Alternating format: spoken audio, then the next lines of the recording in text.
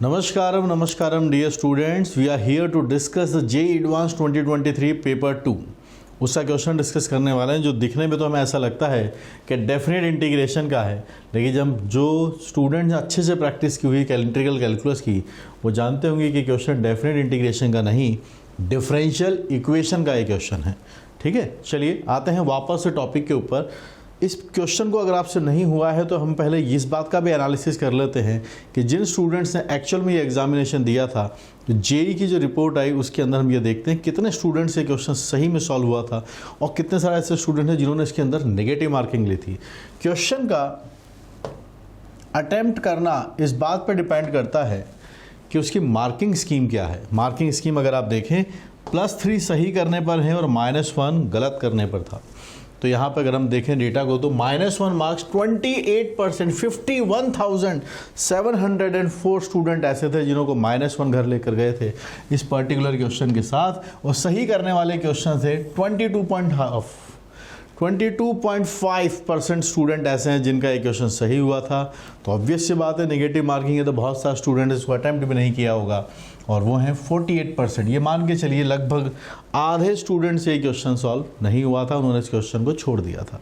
और वहीं पर हम देखें 30% के आसपास 28.67% स्टूडेंट्स इसको गलत किया. तो ऐसा क्या है इस क्वेश्चन के अंदर, आइए डिस्कस करते हैं और हमारी जो लर्निंग है उसको मैक्सिमाइज करते हैं. जैसा क्वेश्चन देखने में लग रहा है, अगर आप यहाँ से इसको देखें तो 3 टाइम फंक्शन को डिफाइन किया है 1 to infinity से रियल नंबर्स में डिफाइंड है. इट्स अ डिफरेंशिएबल फंक्शन जहाँ पर f(1) की वैल्यू 1/3 है और 3 टाइम्स 1 to x से f(3) dt है. x f(x) - x³ 3 लिखा हुआ है 1 से इन्फिनिटी में. e denotes the base of natural number, यानी e की वैल्यू वही जो होती है अपने लॉग के लिए काम में आता है. 2.71 के आसपास नेपियर्स कांस्टेंट है और f ऑफ e का डेटा हमसे यहाँ पर पूछा गया है. कंडीशन एक ही है कि यहाँ पर जो डेटा दिखा गया 3 टाइम्स 1 to x करके लिखा हुआ है. तो चलिए फिर क्वेश्चन की शुरुआत करते हैं और मैं ये कहूँगा आपसे कि आप इसी इक्वेशन को यहीं पर डिफरेंशिएट कीजिए. डिफरेंशिएशन करने के लिए हमें, क्योंकि इंटीग्रेशन इन्वॉल्व है, तो हमें लेबनीज़ रूल को यूटिलाइज़ करना होगा और लेबनीज़ रूल की हेल्प से हम इसको डिफरेंशिएट करते हैं. 3 आपके पास से आएगा, फिर f ऑफ t है तो f ऑफ x बन जाएगा, फिर x का डेरिवेटिव होगा 1 माइनस f ऑफ 1 और 1 का डेरिवेटिव होता है 0. यहाँ प्रोडक्ट रूल लगेगा, x का डेरिवेटिव 1 है, ये f ऑफ x रहेगा, यहाँ x रहेगा और ये f डैश x बन जाएगा. यहाँ पर आपके पास है x², 3 आगे आएगा, कैंसिल बन जाएगा. ठीक है.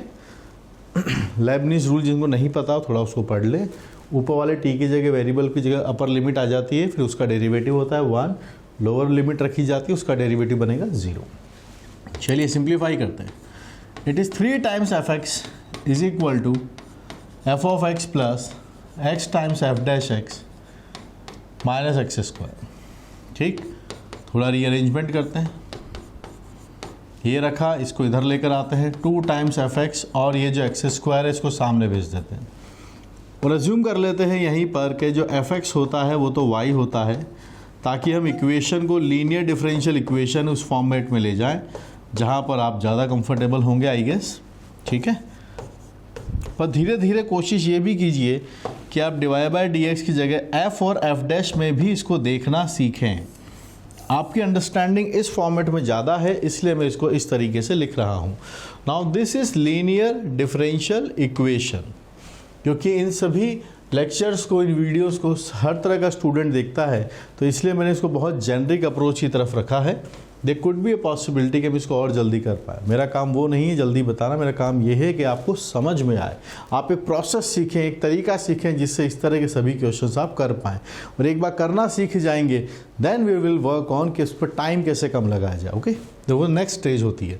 ये लीनियर डिफरेंशियल इक्वेशन है तो यहाँ से हमें निकालना होगा इंटीग्रेटिंग फैक्टर. तो इंटीग्रेटिंग फैक्टर कैसे निकल के आता है, e टू दी पावर जो y का कोफिशिएंट होता है इट इज़ -2/x dx लिखा हुआ है. So this will be e power -2 log x आपके पास है. e और ln आपके पास से आएगा और x पावर -2 है. e और ln हट जाएंगे, x power -2 which is 1/x².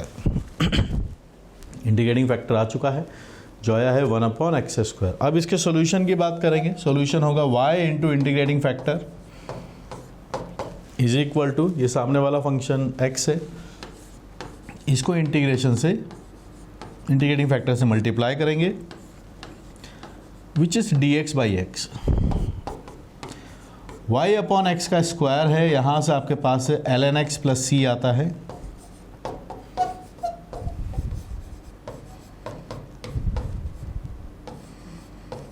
This is what we are getting. y का वैल्यू आ चुका है अपने पास x square ln x plus c x square, ठीक है। अब कांस्टेंट की वैल्यू निकालने के लिए यूजुअल नोटेशन से सिंपल क्वेश्चन है, अगर आप इसको पहचान पाए कि ये डिफरेंशिएट करके, थोड़ा भी अगर आपने मीडियोकर लेवल की प्रैक्टिस कर रखी है इस चैप्टर पर, तो आप इस सवाल को बना पाएंगे। यहाँ पर अब हमें c की वैल्यू निकालने के लिए वी आर लुकिंग फॉर कि f(1) का डेटा यहाँ से निकाला जाए, उससे c निकल के आएगा और लास्ट में जाते जाते हमें x इसकी जगह e रखना है। So the y is x square ln x plus c x square. We are looking for f(1), यही fx है, क्योंकि आप देखो मैंने पहले y को ही fx अज्यूम किया था, ठीक है। तो यहाँ से 1 आता है जिसकी वैल्यू गिवन है हमें 1/3, so it is 1 ln 1 plus c, so the value of c is 1/3।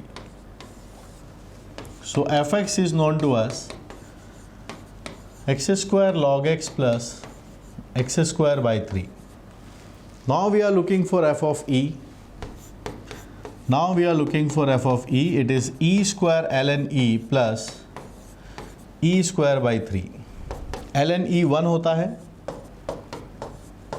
so this is the final answer for us, 4e square by 3, that should be the answer, 4e square by 3, that is the c is the answer। fairly average question है, पर time हमें exam में इसके लिए learning है, जिनको ये concept आता है टाइम डिक्रीज़ करना है, जल्दी सॉल्व करना है, तो इसके लिए हमको चाहिए प्रैक्टिस, और प्रैक्टिस के लिए आप इसको ढेर सारे सवाल डिफरेंशियल इक्वेशन के आपको कैलकुलस वाली बुक के अंदर आपको करने को मिलेंगे। नॉट ओनली कैलकुलस, मैथमेटिक्स और जितनी भी ब्रांचेस है, यही कहूँगा कि कोई भी चैप्टर छोड़ के मत जाइए, उस सबको अच्छे से एक एवरेज लेवल तक स्ट्रॉन्ग कीजिए, क्योंकि मालूम नहीं कब कौन से चैप्टर के ऊपर आसान सवाल आपके ऊपर आ जाए, और जो चैप्टर आप स्ट्रॉन्ग करके जा रहे हो सकता है उसके ऊपर डिफ़िकल्ट क्वेश्चन आ जाए। इसीलिए हर चैप्टर को कवरेज कीजिए, कम से कम 90 से 95% सिलेबस आप मैथमेटिक्स से कवर करके जाएँ, क्योंकि ये पेपर आपका नहीं है। आपका पेपर तो में क्या आएगा, दो सरप्राइज़ आपके लिए रहेगा, तो जितनी ज़्यादा तैयारी आप उसी करते रहेंगे उतना आपके लिए अच्छा होगा। चाहे हम बात करें कोऑर्डिनेट ज्योमेट्री की बात करें, वेक्टर 3D की बात करें, और जो मैथमेटिक्स का एक और पोर्शन जिससे बहुत सवाल आते हैं, दैट इज़ अलजेब्रा। कैलकुलस की हमने बात कर ली, trigonometry the base of mathematics, जिसमें आपका ITF दिखेगा, ट्रिग्नोमेट्री दिखेगा, और प्रीवियस ईयर क्वेश्चन हर तरह के सॉल्यूशंस प्रोवाइडेड हैं। They all are my books, Pearson की मोस्ट अपडेटेड JEE बुक्स हैं, इनको यूटिलाइज़ कीजिए और मुझसे टेलीग्राम पर ज़रूर कनेक्ट हो जाइए। एग्ज़ाम रिलेटेड जो भी क्यूरीज हैं आपको वहाँ पर मैं भेजता रहूँगा मैथमेटिक्स को अपलिफ्ट करने के लिए, सो स्टे कनेक्टेड देयर। और मेरे कोर्सेज अगर आपको पसंद आते हैं, मेरी टीचिंग पसंद आती है, आपको लगता है कि हाँ मेरी मैथमेटिक्स यहाँ से सुधर सकती है, अपलिफ्ट हो सकती है, ये ऐप है, इसको आप इंस्टॉल कीजिए। तो सी यू देयर, मिलते हैं वहाँ पर, और कीप वर्किंग हार्ड, पढ़ते रहिए ऐसे ही। We are here to uplift your mathematics. Thank you guys, see you.